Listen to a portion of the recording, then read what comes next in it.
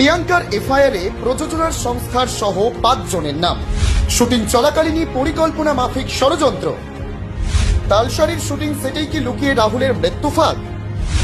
মোট 5 জনের বিরুদ্ধে অভিযোগ প্রিয়াঙ্কার। ভোলে বাবা পারকারেগা ধারাবাহিকের প্রযোজনা সংস্থা ম্যাজিক মোমেন্টসের কর্ণধার শৈবাল বন্দ্যোপাধ্যায় ও লীনা গঙ্গোপাধ্যায় সহ পরিচালক Shubhashis Mondal, floor executive producer Shantanu Nandi এবং প্রযোজক সংস্থার ম্যানেজার চন্দ্রশেখর চক্রবর্তীর বিরুদ্ধে অভিযোগ দায়ের হয়েছে।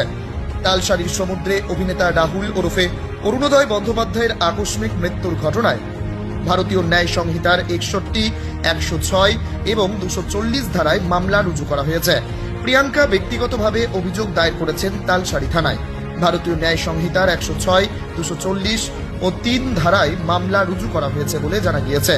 প্রিয়াঙ্কা তার এফআইআর বয়ানেও জানিয়েছেন, তালসারীতে শুটিংয়ের আগে কোনো অনুমতি না হয়নি, নিরাপত্তার দিকটিও নজর রাখা হয়নি। Magic moments motion picture private লিমিটেডের কর্ণধার পরিচালক শৈবাল বন্দ্যোপাধ্যায় ও লীনা গঙ্গোপাধ্যায় সহ অন্যদের বিরুদ্ধেও অপরাধমূলক ষড়যন্ত্রের অভিযোগ আনা হয়েছে সেই এফআইআরে। অভিযোগ অনুযায়ী তারা পরিকল্পিতভাবে অবহেলা ভরে এই বিপজ্জনক পদ্ধতিতে শুটিং পরিচালনা করছিলেন, যা ঝুঁকিপূর্ণ। এর জেরেই অভিনেতার মৃত্যু ঘটে।